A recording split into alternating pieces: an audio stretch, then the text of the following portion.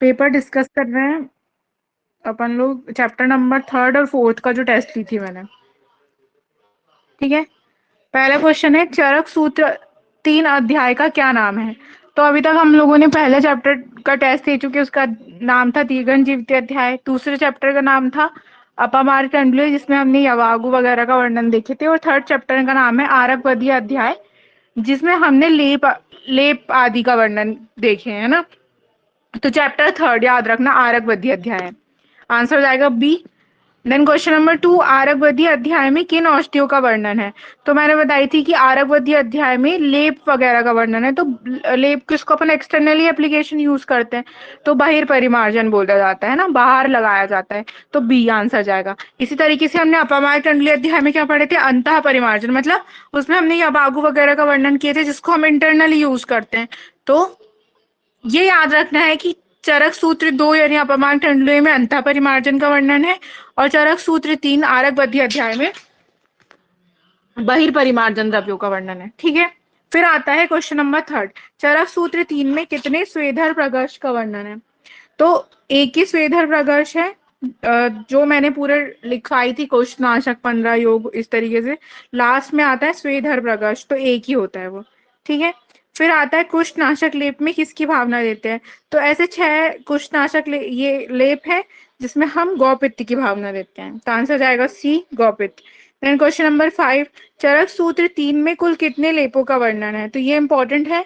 श्लोक यहाँ पर कम होते हैं, श्लोक 30 ही है इस चैप्टर में, लेकिन 32 सिद्धतम, चूर्ण और प्रदेह का वर्णन है। तो आंसर जाएगा 32, याद रखना। फिर मना, शिला और तुत्त का प्रयोग किस रोग में करते हैं। तो एक प्रकार की रस रस औषधियां हैं, और इनका प्रयोग हम कुष्ठ यानी लेप्रेसी जो डिसीज होती है उसमें करते हैं। ठीक है, आंसर जाएगा बी। श्लोक नंबर बता दे रही हूँ, बुक में देखना हो तो, एक सेकेंड।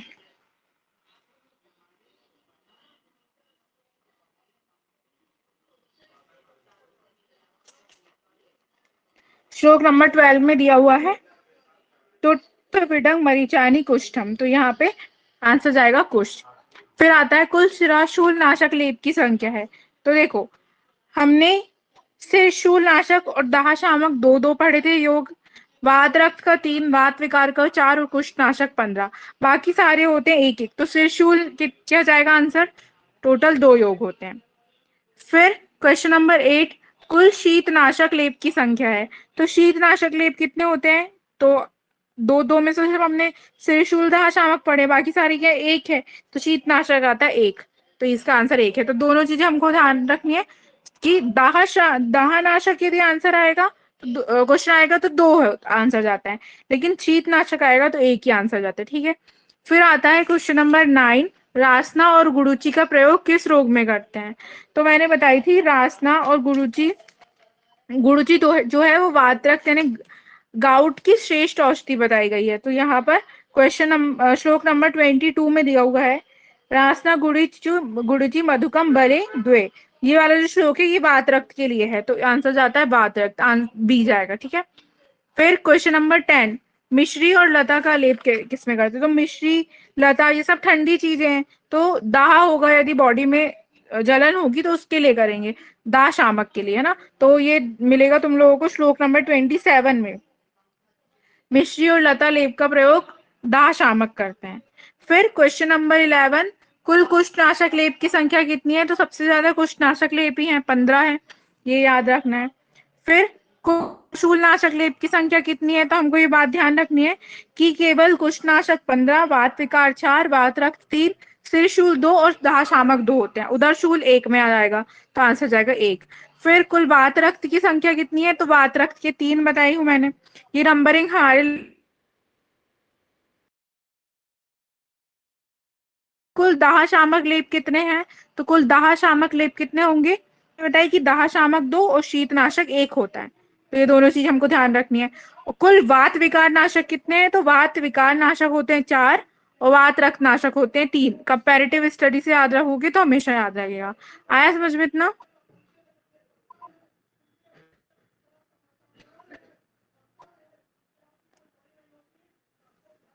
हाँ, तो ये हो गया क्वेश्चन नंबर 15। अभी ये पीडीएफ शेयर करूंगी, इससे क्वेश्चन देखना एक बार पढ़ के कि कौन से तुमने टेस्ट नहीं दिए हो तो कौन से बन रहे थे कौन से नहीं बन रहे थे, फिर उनको नोट करना अच्छे से, ठीक है।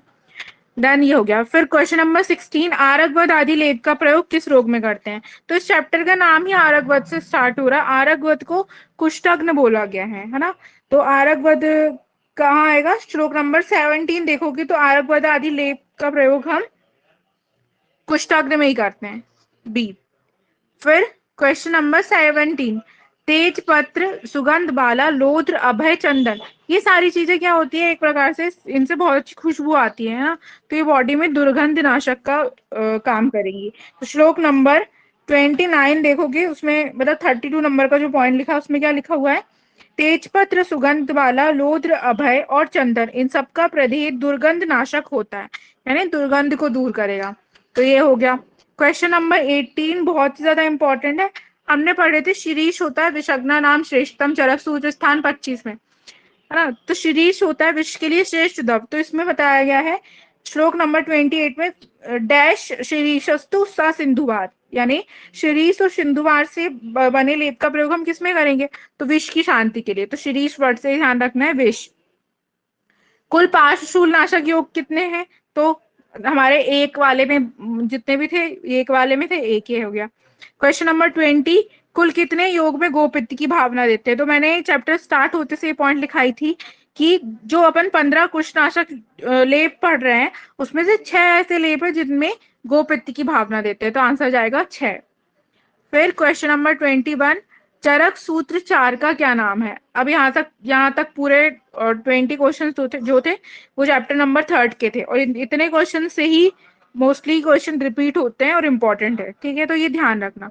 अब यहाँ से चैप्टर नंबर 4 स्टार्ट हो रहा है, महाकशाय के पहले तक का। तो क्वेश्चन नंबर 21 में क्या दिया है? चरक सूत्र 4 का क्या नाम है? पहला चैप्टर दीर्घन जीवती, दूसरा चैप्टर अपमार्ग टंडुए, तीसरा चैप्टर आरकवदी अध्याय, चौथा चैप्टर आता है षड विरेचन शताशी अध्याय। इसमें 600 विरेचन योगों का वर्णन है, तो चौथे चैप्टर का नाम जाएगा षड विरेचन शताशी अध्याय। ऊपर के दो ऑप्शन जो है, पात्रा चित्तीय 5th चैप्टर है, तस्या चित्तीय 6th चैप्टर है। तो ये नाम हमको जैसे जैसे पढ़ रहे हैं वैसे वैसे याद होने चाहिए। फिर क्वेश्चन नंबर 22, 23 बहुत ज्यादा इंपॉर्टेंट है क्योंकि न्यूमेरिकल वैल्यू में कंफ्यूजन होता है, ठीक है। टोटल वमन द्रव्य की संख्या, जब हम लोग इस चैप्टर में पैराग्राफ नंबर पढ़ते हैं, श्लोक नंबर पढ़ते हैं 4th, तो उसमें 600 वमन और विरेचन योगों में अलग अलग नाम दिए हुए हैं जो मैंने याद करवाई थी। मदन फल, जीमूतक, इक्ष्वाकु, धामार्गव, कुटज, कृतभेदन, है, और 9 विरेचन वाले। तो इनके पर्टिकुलरली अलग अलग योग दिए हुए हैं जो अपन 3rd ईयर में कल्प स्थान में पूरी डिटेलिंग पढ़ते, बट नंबर हमको अभी यहाँ पे याद रखने हैं। ऐसे यदि पर्टिकुलरली वमन के काउंट करोगे 6 के अंदर कुछ कुछ योग है ना, तो टोटल मिला के होते हैं 355। तो कुल वमन द्रव्यों की संख्या होती है 355। यदि नहीं लिखा हो तो लिख लेना। इस श्लोक के विमर्श में ये बात लिखी हुई है, श्लोक नंबर 4 के विमर्श में, कि इस प्रकार वमन और योग 355 और विरेचन योग 245 है। भैया मैं क्लास ले रही हूँ।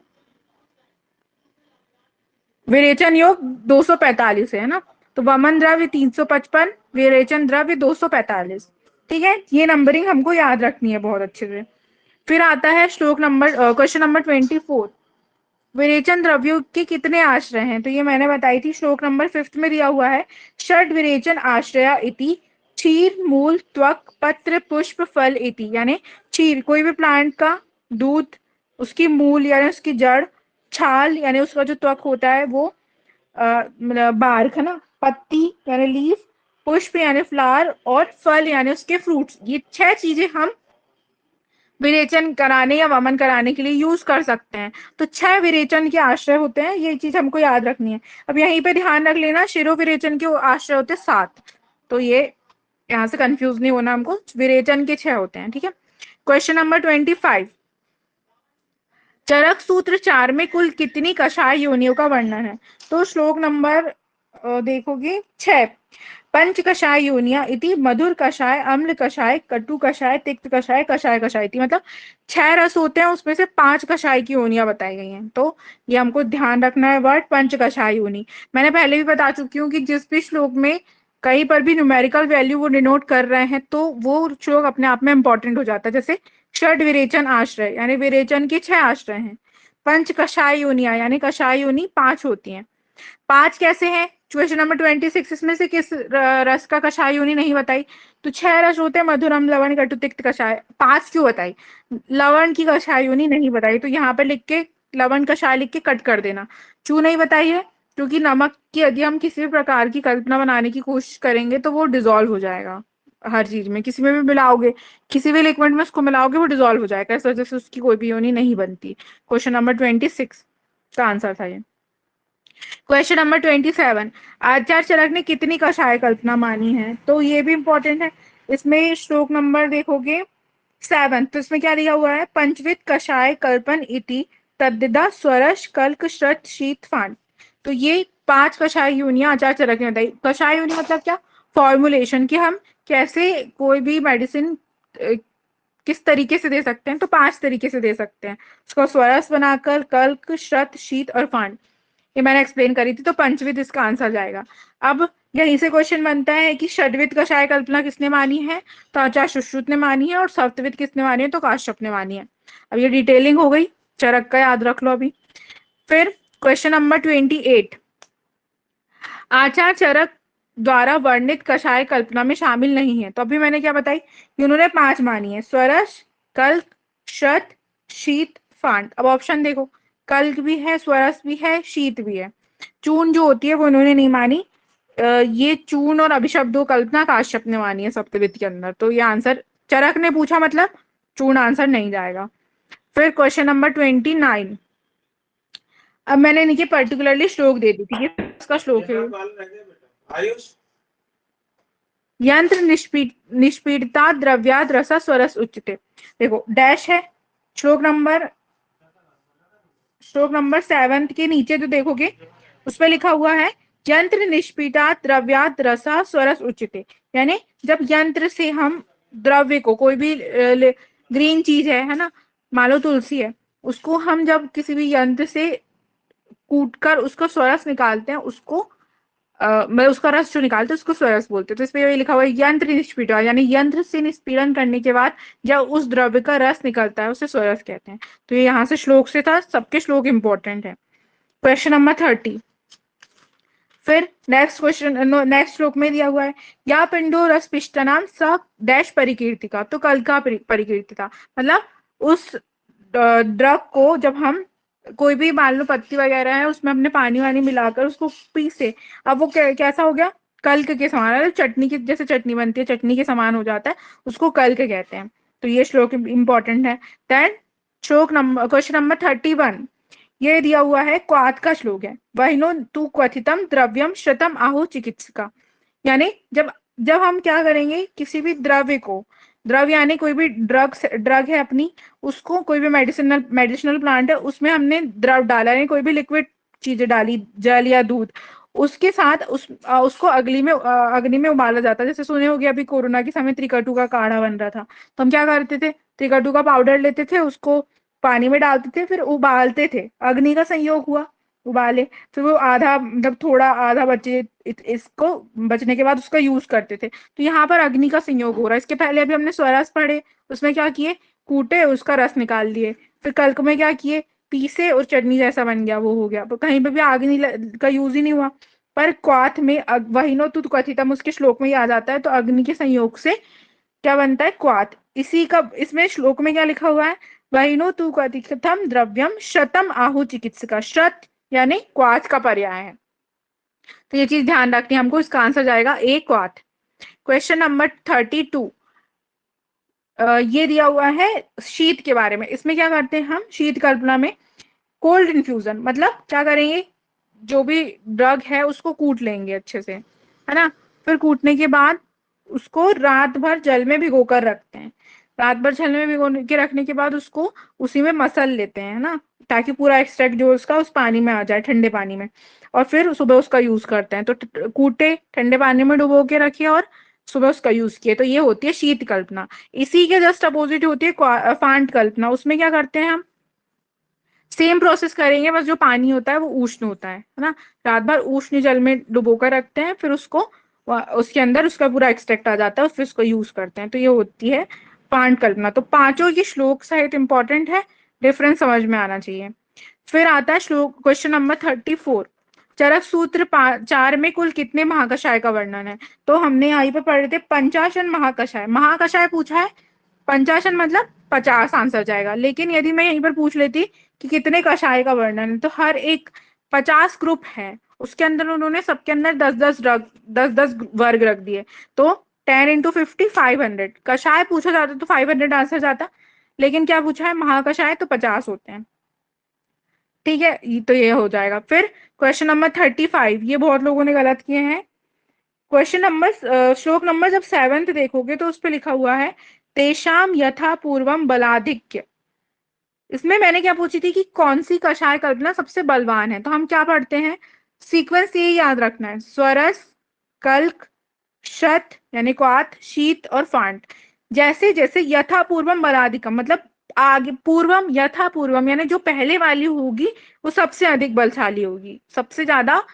यदि मान लो किसी को बहुत क्रोनिक डिसीज है या कोई बहुत ज्यादा बलवान रोगी है ना, तो उस पे हम सबसे बलवान कल्पना यूज करेंगे। तो यथा पूर्वम बलाधिकम, ये वर्ड बहुत ज्यादा इंपॉर्टेंट है कि पहले वाली जैसे जैसे होती है स्वर सबसे ज्यादा बलवान होगी ना, सबसे ज्यादा इफेक्टिव होगी। फिर कल्क, फिर क्वाथ, फिर शीत, फिर फांट। तो ऐसे यथा पूर्वम बलाधिकम ये वर्ड हमको ध्यान रखना है, क्योंकि मोस्टली इस चीज में हम इसलिए सिरप प्रेफर करते हैं कि लिक्विड फॉर्म में दें, ताकि ज्यादा बलवान, ज्यादा जल्दी इफेक्ट करे, है ना। फिर क्वेश्चन नंबर 36, श्रत किसका पर्याय है? तो अभी मैंने बताई, वहीनो तु कथितम द्रव्यम श्रुतम आहु चिकित्सिका। श्रत किसको बोला है? क्वाथ को बोला है। तो ये चीज हमको ध्यान रखनी है। फिर मदन फल के कुल योग कितने हैं? तो ये मैंने अभी बताई। श्लोक नंबर 4 की हिंदी देखोगे तो मदन फल के 133 योग होते हैं ना, इस तरीके से सबके बताए हुए हैं। मदन फल के 133, जीमूतक के 39, इक्ष्वाकु के 45, धामार्कक के 60, कुटच के 18, कृतभेदन के 60। तो ये होते हैं वमन के पूरे। इनकी एक बहुत अच्छे से ट्रिक है, उससे मैं याद करवा दूंगी। अभी मदन फल का पूछा है, याद रखो 133। इसी तरीके से महावृक्ष, महावृक्ष विरेचन वाला है, जिसको हम स्नूही या फिर सुधा नाम से इसका वर्णन आता है। तो इसके टोटल 20 योग होते हैं, इसी में लिखा हुआ है आगे, ध्यान रखना। फिर श्रेष्ठ वामक द्रव्य कौन सा है? ये मैंने पिछले चैप्टर में भी पूछी थी। श्रेष्ठ वामक द्रव्य होता है मदन फल। कहीं पे भी क्वेश्चन आए श्रेष्ठ वामक द्रव्य मदन फल ही होता है। देन क्वेश्चन नंबर और श्रेष्ठ विरेचन द्रव्य क्या होता है? तो अरुण अरुण त्रिव्रत, है ना। ये दोनों चीज हमको ध्यान रखनी है। क्वेश्चन नंबर 40, चतुर अंगुल के कुल योग हैं। तो चतुर अंगुल मतलब अमलतास, अमलतास के कुल है 12 योग। ये कल की क्लास में मुझे याद दिलाना, तो मैं दोनों की टेबल बनवाकर और कैसे इनकी नंबरिंग हमको याद रखनी है वैसे जो है ट्रिक लिखवा दूंगी। तो ये हमारे पूरे फर्स्ट, थर्ड और फोर्थ चैप्टर के क्वेश्चंस थे, इंपॉर्टेंट, है ना। और वेडनेसडे के दिन मैं 5th चैप्टर का टेस्ट लूंगी, तो उसकी अच्छे से प्रिपरेशन करना और टाइम पर टेस्ट देना। ठीक है, यहाँ तक कोई डाउट?